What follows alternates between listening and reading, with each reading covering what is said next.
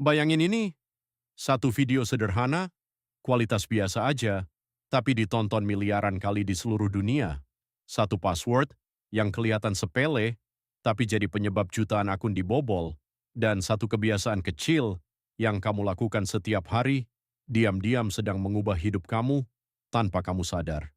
Kita hidup di era di mana rekor bukan lagi soal fisik, tapi soal digital.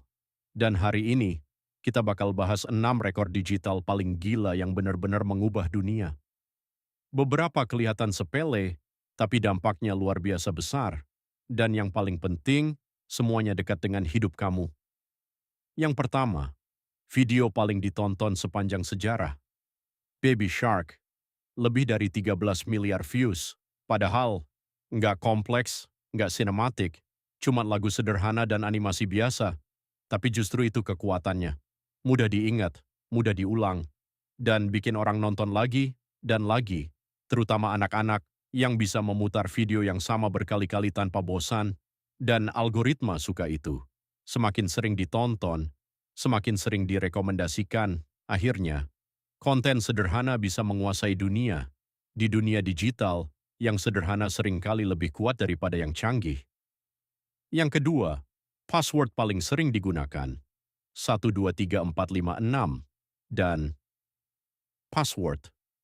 Ini bukan cuma populer, tapi juga paling berbahaya karena jutaan akun diretas setiap tahun hanya karena orang memilih sesuatu yang terlalu mudah.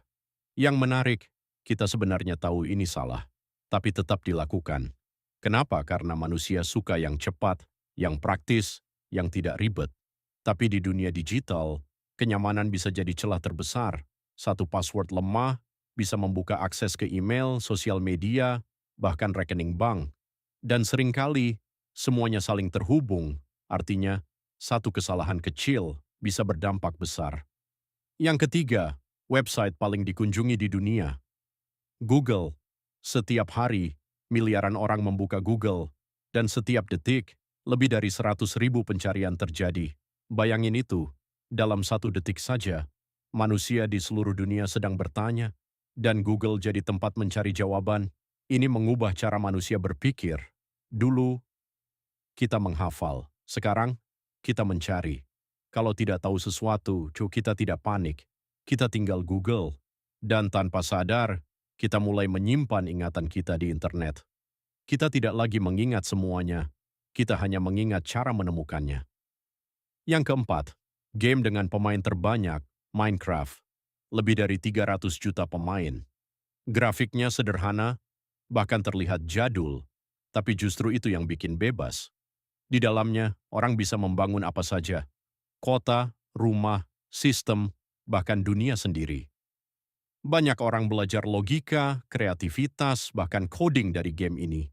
Dan sekolah pun mulai menggunakannya sebagai media pembelajaran. Di dunia digital, kreativitas seringkali lebih penting daripada realisme. Yang kelima, kebocoran data terbesar dalam sejarah, Yahoo. Lebih dari 3 miliar akun bocor. Nama, email, password, semua tersebar. Dan yang lebih mengerikan, banyak orang bahkan tidak sadar. Ini bukan cuma angka, ini kehidupan nyata. Karena dari data itu, bisa terjadi penipuan, pencurian identitas, bahkan pembobolan akun lain.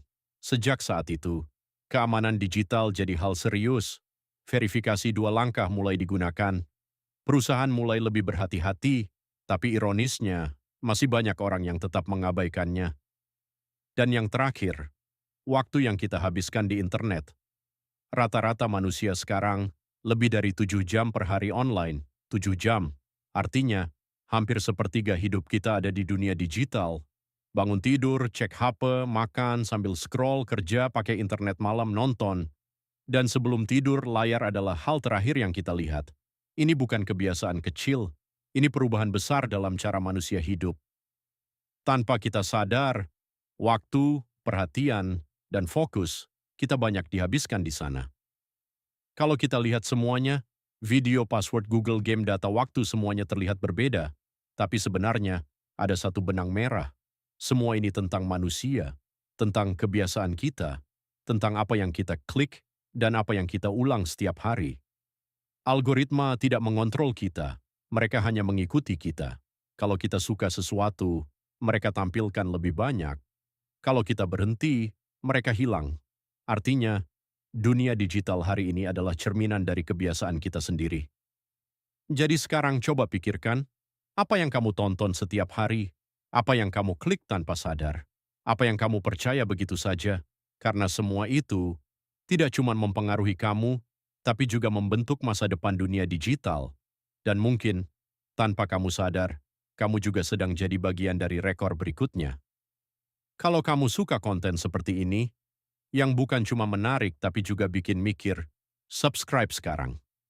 Karena di video berikutnya, kita bakal bahas teknologi masa depan yang sebenarnya sudah ada hari ini.